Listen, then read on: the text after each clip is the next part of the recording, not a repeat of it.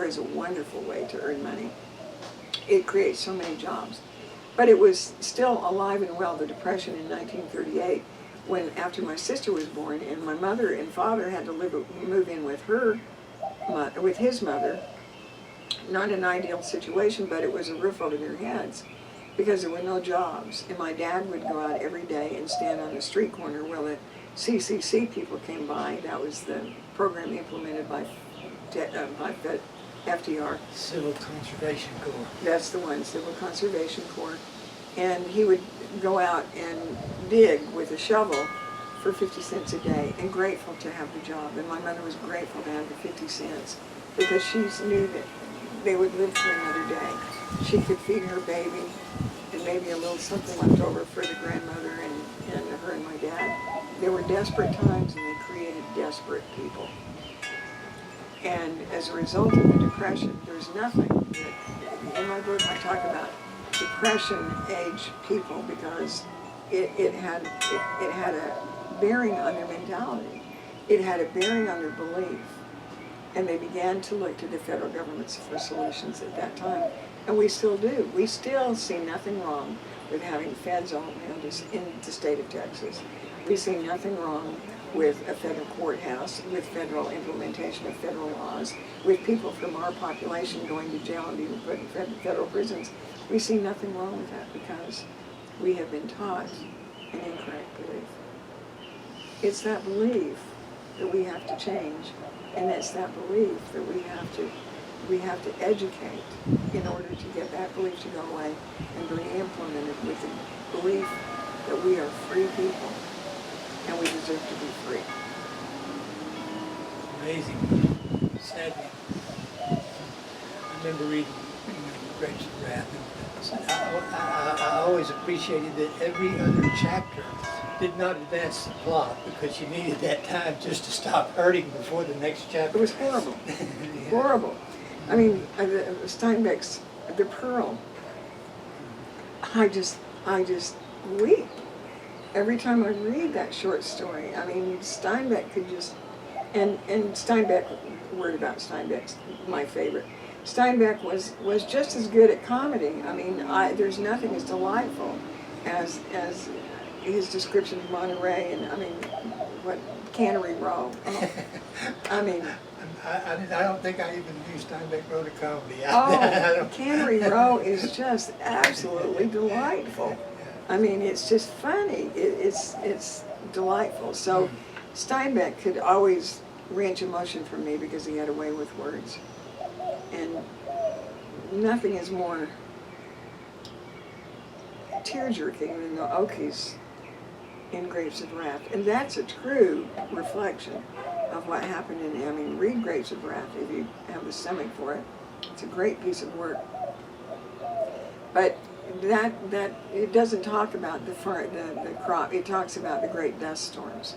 And that's what devastated the people and drove them from their farms because they couldn't farm anymore with the topsoil gone. And it's their trek with nothing to California and staying in the hobo camps and trying to survive. And that's how it was.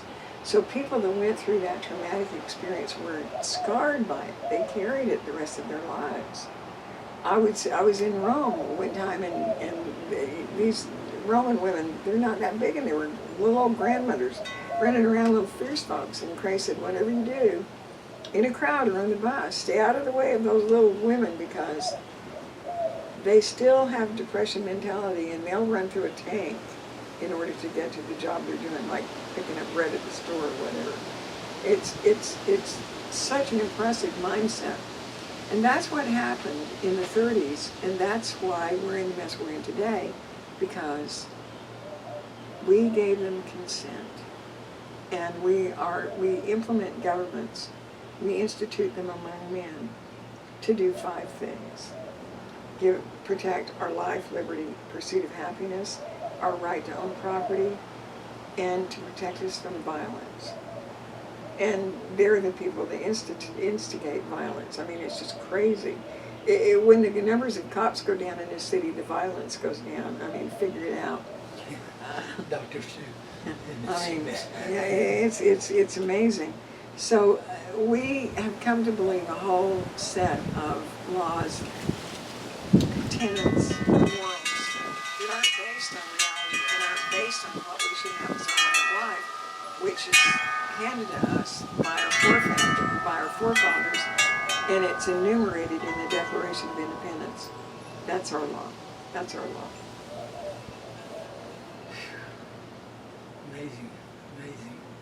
Didn't know about that. And I remember the saviors of the people. I can remember my parents. And of course, they identified it with the grocer down the street, the street where my grandmother lived on. And they thought that what was his name? Beebe House or something like that. But anyway, he advanced some credit so that they could buy food. But you know, and he was the savior. He was the savior at the local level, yeah. Yeah, but that's true. Mm-hmm. But if they couldn't pay the credit, that's where credit originated, actually. You know, when I was a kid, and I'm 76 now, so when I was a kid, I was born in 1939 at the end of the Depression and the beginning of the war. And when I was a kid, we'd go uptown, and we had Mom had an account at the mercantile store, which is sort of general everything. They had clothes and food and, you know, all stuff. And we would buy, and then we'd sign a check. And then Mother would settle it at the end of the month. But that's where the first credit started, because people didn't have the money in their hand to feed themselves.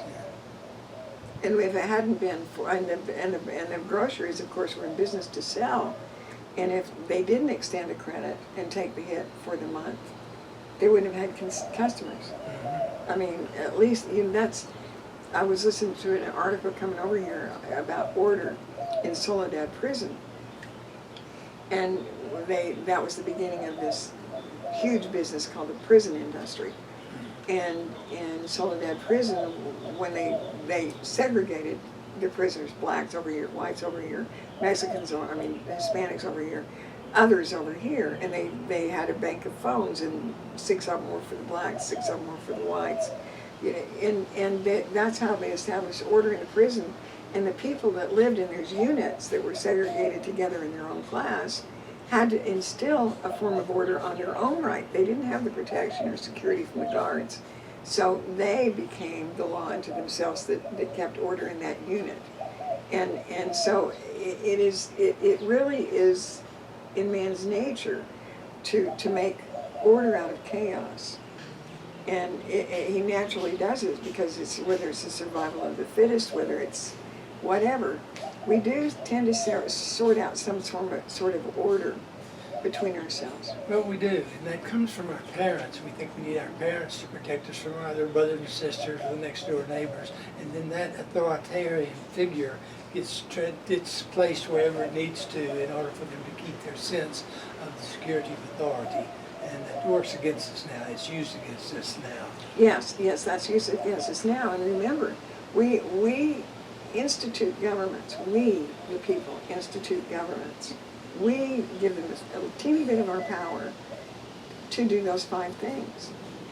To protect our life, liberty, pursuit of happiness, the right to own property, and keep us free from violence. That's what they're there for, and that's it.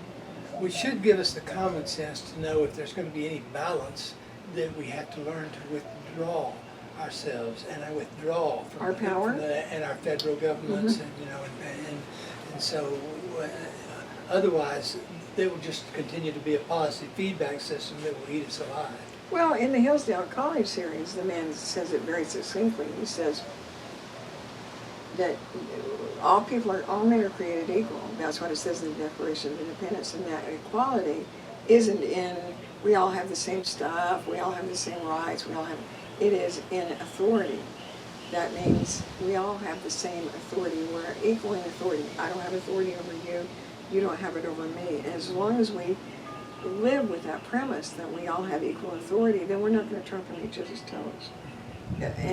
But it has been coerced from us. We give our consent to be governed in this manner, either by coercion or consent. And Paul Ryan was on this morning on one of the talk shows, and he was talking about, I tend not to listen thoroughly because it's self-serving rhetoric, in my opinion, or whatever they say. But he said consent of the people 5 times in his little spot on television. My son counted, I didn't. 5 times he said, with the consent of the people. And you out there listening to this, watching this, should know that nothing can happen in a government without your consent. So you either gave your consent to be in this mess, we have no order from chaos right now. We have nothing but chaos.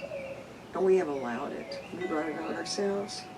These hands at the end of my arm, those are the things that can fix it. Yours, yours, and yours. That's the only thing that can fix this. We can't look to a God. We can't look to a government that we put in place and have allowed to run over us. We can't look to any of that in order to take back our freedom, our security, and our property. And we live in a land now where we have no property. Yes, that's another big, I don't know if we want to get into that. Yeah, well, right let's talk about property. People think they own property. The dream, the American dream. You know, when I was a kid, it was keep pace with the Joneses. That was the hue and cry. That means if because it was an up and coming society, it was after the war years. It was. I mean, the war ended when I was 6, and then prosperity started to come in. There started to be subdivisions, which there never were before. Levitt, a home builder, built the first subdivision in this country. I think it was in Pittsburgh or someplace in Pennsylvania. Levitt, Pennsylvania, now that I think of it. I think they were a steel dealer, and they built the first subdivision. We didn't have subdivisions until then. We had, I think, random shacks, actually, because we didn't have credit. So they devised a way where you could buy a house on credit. And they built subdivisions so the ordinary American person could own a home. And it was really great. I was part of all that growth spurt. And then people had a home and they had a driveway, and they were lucky enough to get one car. We didn't have a car when I was a kid. If we wanted to go to Salt Lake, we borrowed the neighbor's car. One neighbor had a car in about a 4-block area, and they were kind enough to allow us to borrow it when we had to go to Salt Lake. I mean, can you imagine living in a world that had no car? And of course there was no public transportation. So we did things by bicycle and foot. So it was a totally different world that I lived in. I mean, you wouldn't even recognize, if I hadn't grown up with it around me, wouldn't recognize it, because it's become a wonderful place. We have lots of stuff. So keeping up with the Joneses meant not only did they get one car, but they, in many cases, got 2. So everybody, it was the American dream to work and achieve the same standard the Joneses had. So everybody was moving up, upward mobility. Everybody wanted to own stuff. And I don't believe, well, I know for a fact in those days, we didn't have things like property taxes. I think I'm not sure about cars, but probably when we bought the car, we somehow registered it, and that was the end of it. We didn't have to renew it annually or lose the right to use the vehicle. We own nothing now. Can you think of anything we own? No, I can think of lots of things we think we own, like houses and cars and land. And we don't. We own them no more because the governments we have instituted among men have gotten jobs pretty good jobs, pretty safe jobs, civil servant jobs, and they get to work in an office, and then they get to take from us in order to justify or pay for their position. And more of those people are working for us or against us, whichever side you're on again, and they have to be paid more and more. So we have to have more and more money in the coffers. So we have to start punishing people for fines, which is an additional tax. We have to get them for speeding. We have to get them for non-violent crimes or misdemeanors. And we have to further tax them so that we can support these government workers that we have instituted among men. And so we don't have retirement plans of our own, but by golly, the civil servant workers that work for us do. So they have pensions, they have job security, they have pretty darn good. City of Austin, you'd be shocked at how much they pay people. It's a pretty good shiny penny's worth, let me tell you. So this city can afford to be competitive with anything and pay its people that work for us, and then they just take over and take over and take over. And pretty soon anything we do is working for the servants that work for us to sustain them. So we don't own our own homes. Those were part of FDR's plan. FDR had the Congress under FDR passed the Agriculture Adjustment Act, and the end result was to take the land and give it to the government. And then what they gave back in return, what you think you own land, you don't own land. Land was accounted for in abstracts. What you own now is title, piece of paper, and that's it in a title policy. So you've traded a finite piece of dirt for a lot and a block in a title, and it doesn't even have any relationship whatsoever to the dirt, which is the dirt is what we stand on. The dirt is what we depend on. The dirt makes it real. Well, the dirt is what feeds us. The dirt gives us stability. The dirt's very important. And so we've moved far away from the lands because of the policies that were implemented between 1933 and 1939. And we allowed it. We were coerced first with our stomachs, then with our belief that this was manna from heaven. Oh, thank goodness, I can feed my family now. Oh, thank goodness for FDR. Look what he's done for us. He's saved us from certain doom. Nobody understands that he's the one that created the doom, and he and his buds. There's always things, there are always people behind the scenes. There are always puppet masters. There are always manipulators. But FDR became more than a president. He became a god to the people, the representation of a new way of life, the representation of hope and salvation, the representation of security. And it was anything but. The Social Security Act was passed in 1935. The Social Security Act is on my website. That would be educationwillsetyoufree.com. I have documents on there, and the Social Security Act is one of them. And I've highlighted them for this salient points. But it was an act to help states with old age and children, old age people and children. And it said, when you get to the back, and it says who it applies to. And in all laws or regulations, you must look to see who it applies to. So in the back it says this applies to Washington, D.C., its territories, possessions, and the states.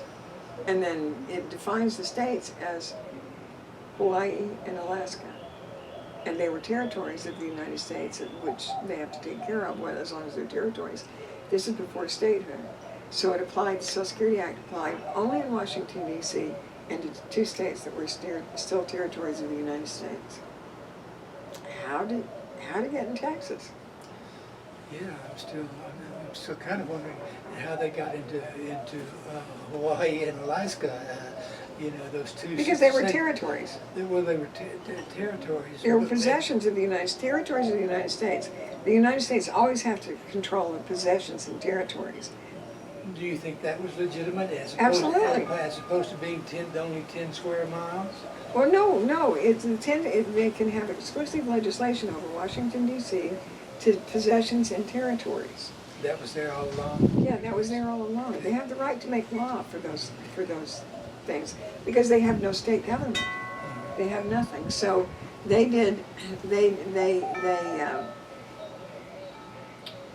implemented all their policies within the states, and then the people were grateful because they were hungry. And then, as we were coming out of the Depression, after FDR saved us by offering us 50 cents a day on the street corner to shovel all day, after FDR saved us by offering us this 50 cents, this CCC program, well, I think we need something more than just federal government programs like the Tennessee Valley Authority. That was a big one that they did to make work for whatever. I think we need civilian population jobs too, so that's why the CCC was set up. Yeah, you'll hear also WPA, Works Projects Administration. That's where the Tennessee Valley. We got to create these jobs for the people, otherwise they won't have anything. So the government created jobs.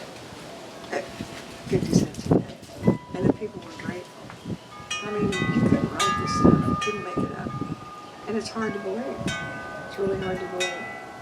So now we have governments that are devouring us, eating our children and grandchildren with their needs and their wants. And we own no property. Who in the hell are we? And where the hell are we going? I mean, is this proud to be an American? Yeah, if you can even figure out what that means. We gotta do something about it, Ted. Yes. We gotta do something about it. Amen. We've got to make some changes, and we've got to get ourselves a new set of beliefs. I would suggest that you listen to the Hillsdale Talks. I would suggest that you read my book. Education will set you free. I mean, you're a very learned man. You're a man of letters in education. You read my book. Did you learn anything? Fascinating.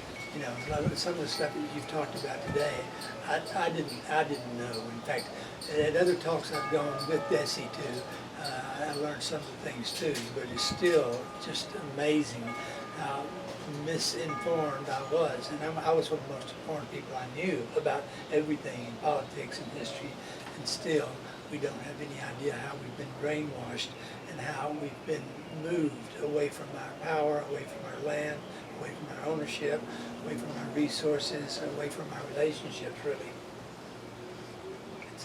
It's got to end.